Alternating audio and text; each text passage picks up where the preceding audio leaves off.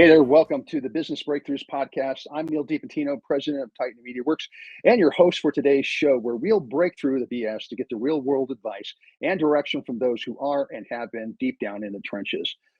Today, we are honored to have a remarkable guest with us. He is the CEO of Ideal Wealth Grower. His journey from Air Force officer to real estate investor and educator is truly inspiring. Please welcome to the show, Axel Meierhoefer. Axel, welcome to the show, buddy. Yeah, hey Neil, thank you for having me. Absolutely fantastic. Now you're up a little bit early today there in the San Diego area. We really appreciate you coming on board with us. Hey, before we get into the business part of our conversation, let's learn a little bit about yourself. Tell us a little bit about who you are and what you're all about. Yeah, well, actually, as you mentioned already, I was in the Air Force, and when I retired from that, because you can't fly forever when your body isn't really holding up quite as much anymore. And so I had a choice to either what we call fly a desk or get out. So I decided to get out, got an offer to work for a software company. And while I was working there, it dawned on me that it's not quite the right thing to do. And I started my own business in 2005. But when I did that, it became pretty clear, okay, is there any way like you could ever retire from the business? And for me, it kind of, like that was at the time when the stock market crash from 2003 was still pretty fresh in my mind, and I needed to look for something to do as far as saving or protecting the family. And that's how this interest in real estate came upon. But it's also from a personal perspective, if you are in the military, you're just being stationed over and over every few years. You're moving around. I don't know that I really counted, but definitely somewhere between 10 and 15 times that we moved, right? And so you're moving, and sometimes you're on base, then you have your own house, then you're renting, then you're sometimes buying something and so forth. So, you get a little bit of an idea what all this kind of, how you live and where you live comes about. And, then when I started looking into it more seriously, it kind of was a somewhat reasonable and logical transition. Right. Well, first of all, thank you very much for your service. We really appreciate that. And I understand, well, I've been flying a desk for quite some time. So I was in the Army. My grandson is actually in the Air Force right now, stationed overseas. So we're real proud of him. So again, thank you very much for that. So real estate. Now, you and your wife have built quite the portfolio, and then you created this new system, which we'll get into a little bit here in a bit. But tell me a little bit about, how did that transition come about? When did you, and why did you get interested in real estate? Well, one of the things, and it's kind of like probably a story that is going to make you chuckle. Like I said, when I started the business, I started looking, okay, what could I do to build investment so that would ultimately be my retirement fund? And everybody that I knew that was, and especially in that short stint between the military and going on my own when I was an employee, everybody was talking, oh, we're looking for a 401k. Now the company was a startup, so they didn't have a 401k, but people were in discussion over lunch and stuff like that. What can we do, or what are we doing, or what do we do for our kids and so forth? So I got into that and started researching what do successful people do.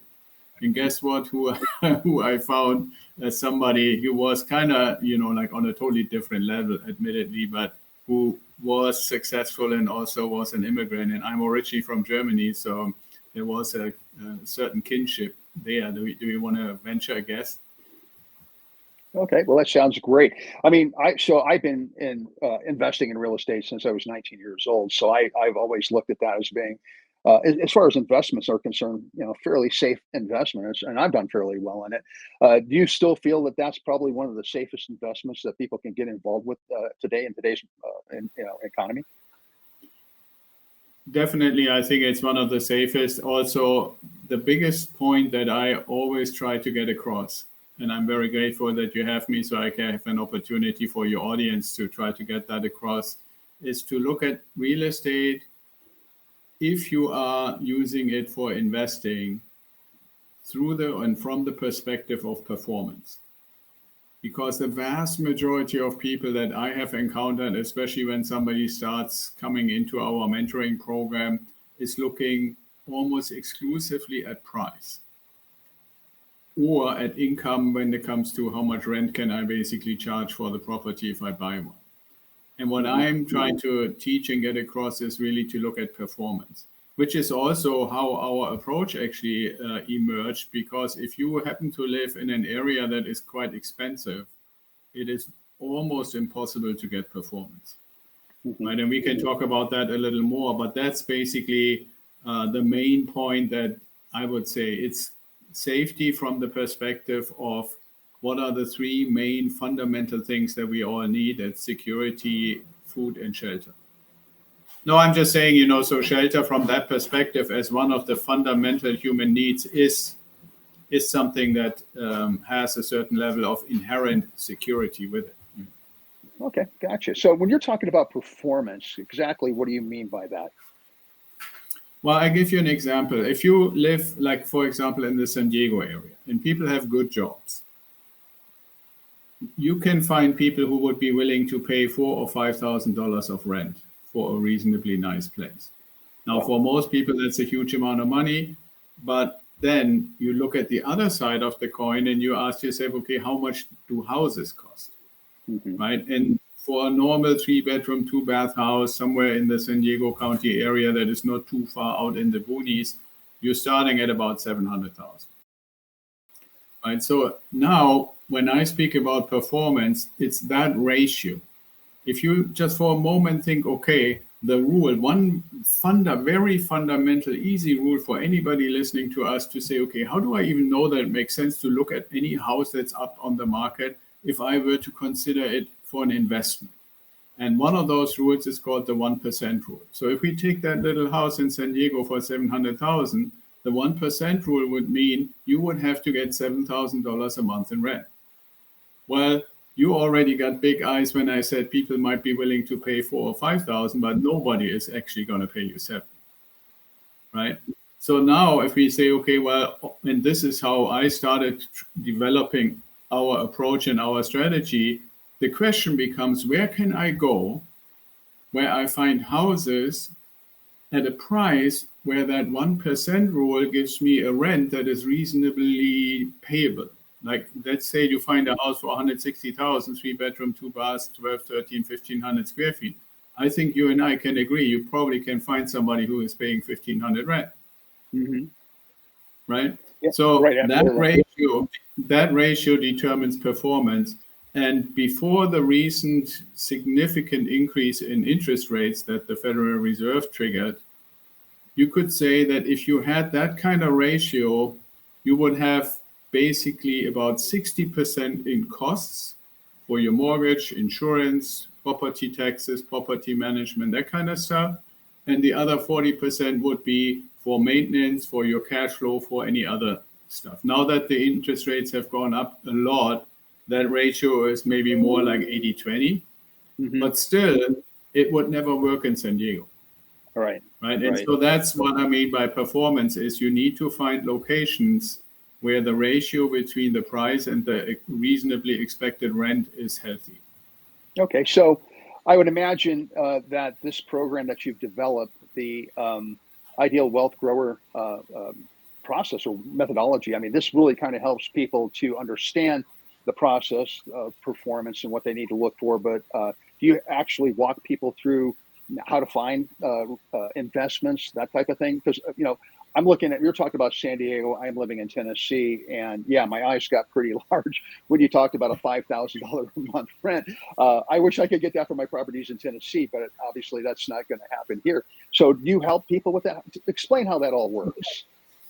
Right. So the first part is our program, which is a combination of mentoring and kind of like hand-holding, hands-on help. And the hands-on help component is that I, over the years, and as we started our conversation, I said, I first went out for myself and for my family. It wasn't originally intended to be a business.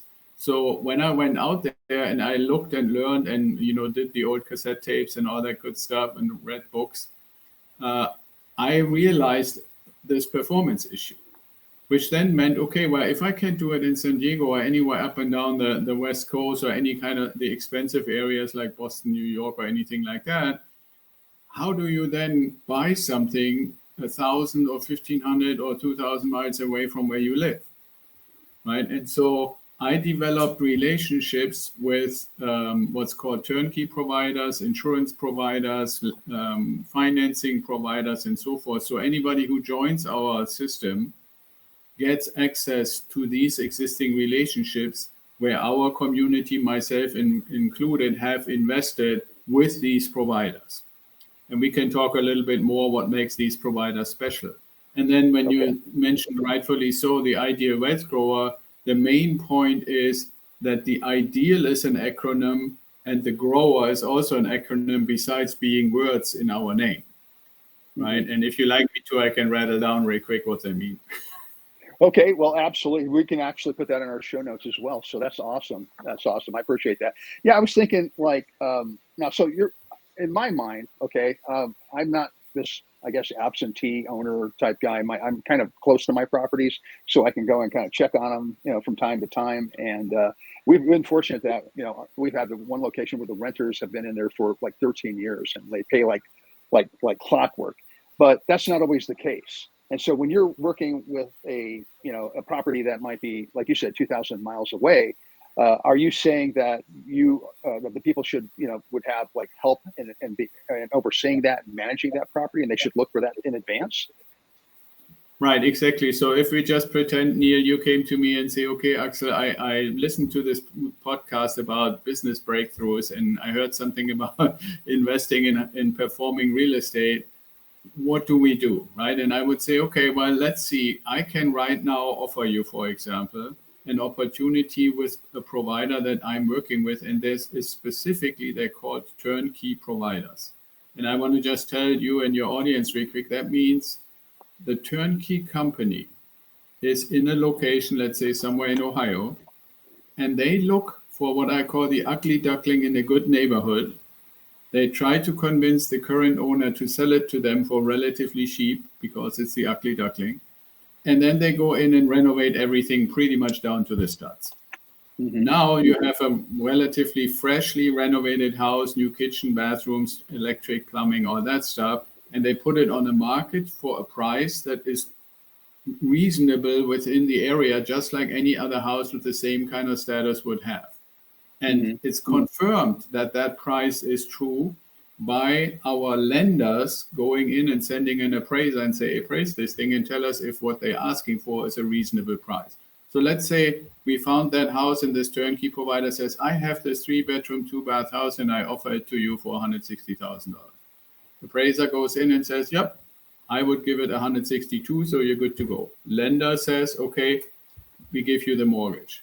Now, the interesting thing about this turnkey provider that turned the ugly duckling into like a little swan, they are, and this is what makes them special, and this is what makes our approach unique, they are also the ones who are going to manage it for us. They are the ones who are going to find the tenant. They are the ones who are actually going to do the work that you do for your properties yourself. And they know everything about the property because they renovated it all the way down to all the major systems, right? So that's what makes it work, and that's what makes it a little bit different, because you have basically one-stop shopping, not just for the buying, but you also have it when something is breaking to say, you guys cannot claim that you don't know whose fault it is. You were the ones who renovated it. It goes as far, we have right now, recently we had some deals with turnkey providers where they literally said, okay, for the first year, you don't have to pay property management fee and you don't have to pay for any maintenance for anything we touched in the renovation. Now, they wouldn't do that if they're not pretty confident that they did a reasonably good job. I wouldn't imagine, no. Right. So that's kind of like the special sauce, because obviously if you're that far away, all you can do, which is kind of nice if you think about the target audience that we have, and myself included, is that we really only have to have a conversation with these turnkey providers typically once a month for like maybe 45 minutes. Right? Oh, that's nice. Now, there's a lot of paperwork and stuff that is all online, and you can look at it and you can review every invoice and what have you. But it's basically, I always say, what we really want to develop as ideal wealth growers is our investing empire. And to do this, we hire turnkey providers, we hire property managers, we hire banks, we hire insurance people, stuff like that. And then people like you and I are basically the owners who run these services or oversee. We're not running them, but we oversee these service providers. And if they don't do a good job, we can tell them, hey, then we need to hire someone else. But it's not supposed to be your second job. It's supposed to be something that is pretty much running relatively on its own for most part. I mean, that sounds wonderful. So basically, it's almost like owning a business, like you have a brick and mortar business, and everybody has their task, and you put them to their tasks, and then they check in with you, or you check in with them every once in a while to make sure that everything is being handled. But you don't really handle the day-to-day type stuff yourself. Right, exactly. And nowadays, I mean, almost in any business you go, and this is true for our business as well, and for what we help our investors, is that more and more automation comes along, right? Like these turnkey providers now all use relatively sophisticated online tracking and reporting systems. So at any day, if like after this call, I feel like, I wonder what's going on with my Ohio properties, I can log into my account, I can see when somebody paid rent, what repair, when did they go, what did they diagnose and stuff.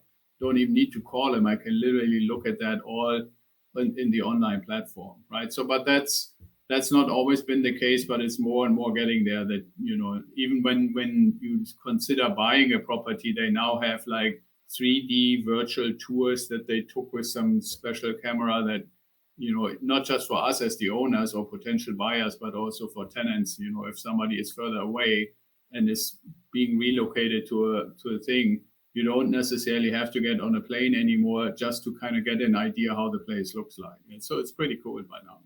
Oh, it sounds awesome. So let me ask you this. So we talked about, looking for properties in certain markets that would, that made a lot of sense in terms of, getting people who could afford the rent, right? So if I understand this right, so the example you gave is a home, maybe in Ohio, that's 160,000, getting $1,600 a month per rent. So in your analysis, in evaluating properties and everything, how important is that particular market, the growth of that market to an investor? Growth is obviously good if you can find a market that is growing. Stability, I think, is probably the more important word, right? Okay. Like there are certain markets, if you want to take the extremes, I can take part of my own portfolio is in Dayton, Ohio. But I also did some work for several years for a company in the San Francisco Bay Area. And my wife and I actually, for a short moment, like a blink in time, we thought maybe we could actually move here until we went to look at what houses cost. Right? Oh, yeah. Now, in that 3-year time period, almost all house prices in the Bay Area in San Francisco almost doubled. Mm-hmm. Then when the economy kind of had a little bit of a dip, they went down 40%. In that same time window in Dayton, Ohio, it had fluctuated between 2.5 and 3.5% appreciation. Okay. So about 1%. That makes perfect sense to me. Yeah. Great question, Neal. But the important message with that is, I mentioned the term performance earlier. Mm-hmm. With this idea of performance comes also associated the important point to say the deal has to work from day one. Right. If it's a well-performing deal when you buy it, even with 7 or 8% interest rates right now, it's only going to get better from there. If it's kind of iffy or you have to spend $100 a month out of pocket to make it work, it's not what you really want to do. So performance is not just does it generally perform, but does it perform from day one? Do I have some positive cash flow, whatever the circumstances are? Okay, so you're going into this really with the idea that you're going to hang on to this property for a while, if I'm hearing you right, and you're going to basically the rent for that property is really the more important than the actual value of the house going up over time, because you're not going to sell it off anytime soon. Am I hearing that right? Exactly.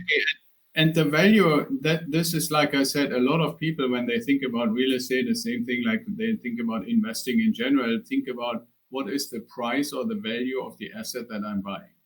And in our system, besides this aspect of using turnkey providers, the other important part is, why are we doing it in the first place?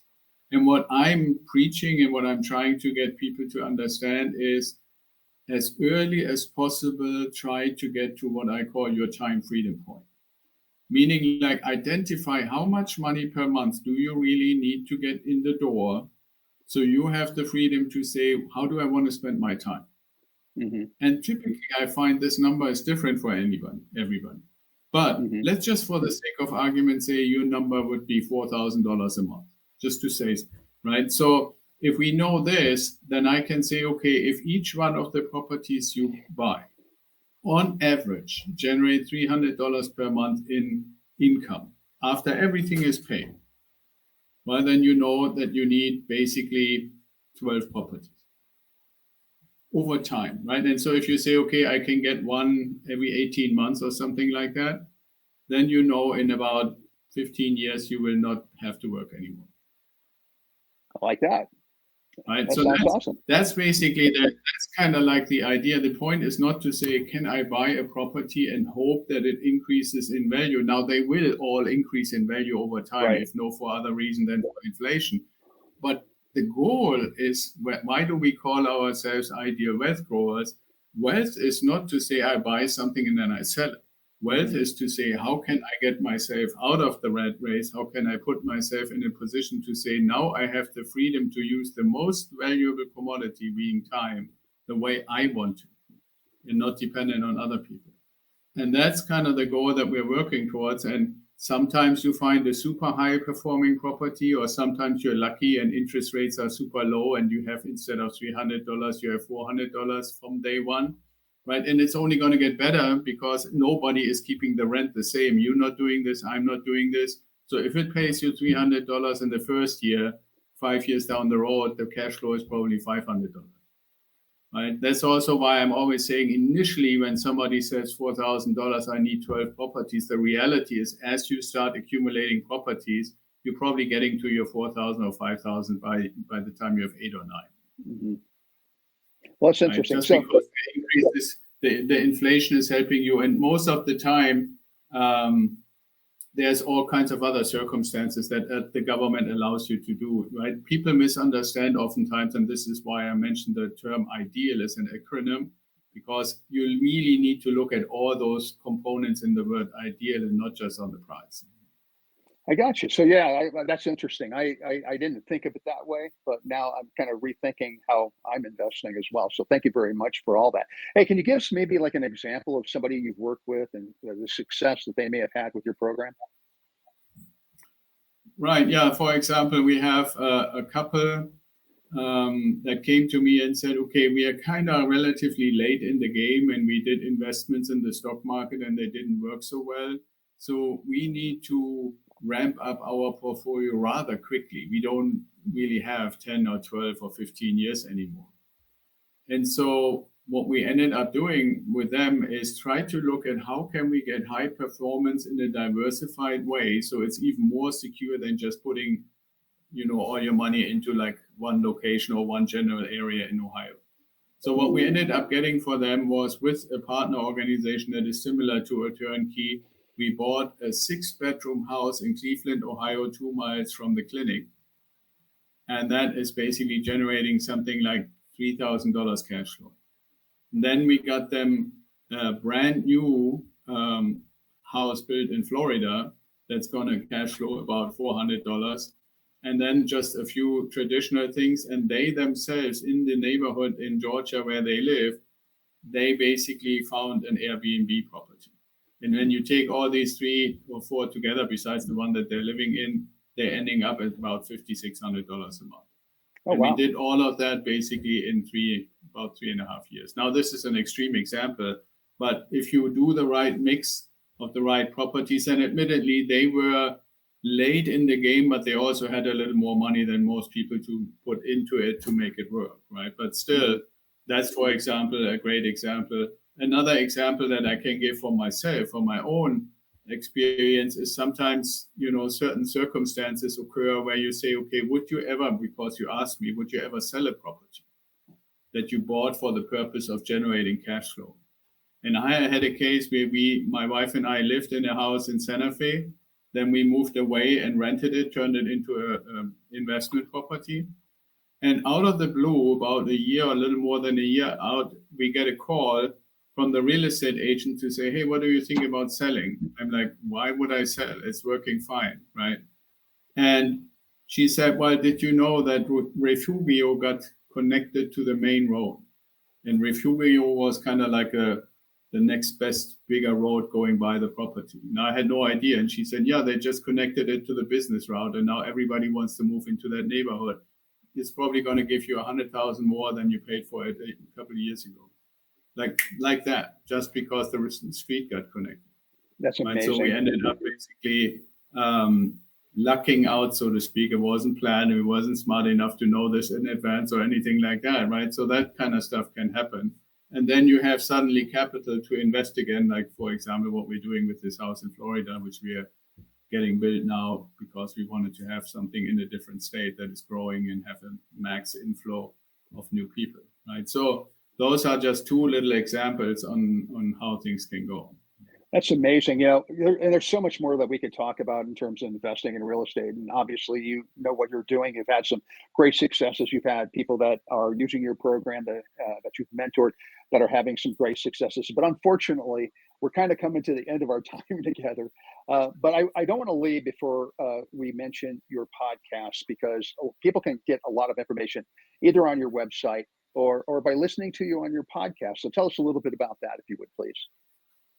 Yeah, the podcast is called The Ideal Investor Show. And what we're trying to do there is kind of a mixture of what you're doing and you and I are doing right now, having interesting interview guests to kind of expand on the topic of real estate investing.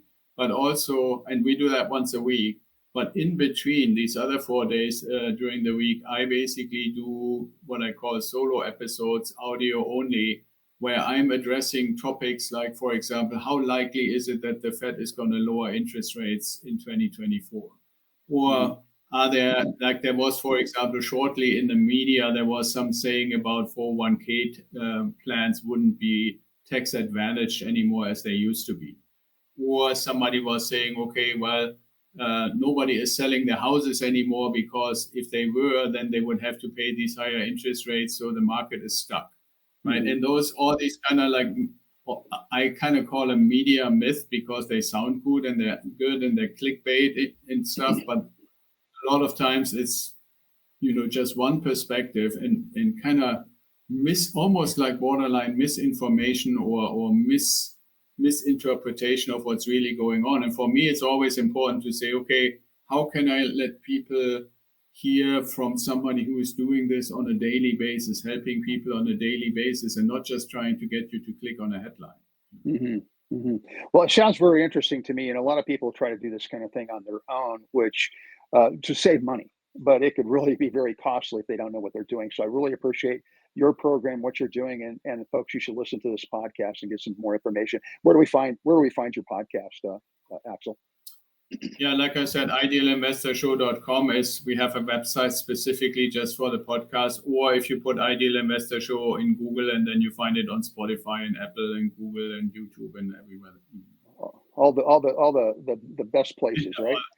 Absolutely. And if our audience would like to get in contact with you, find out more about you and more about your business, how do they go about doing that?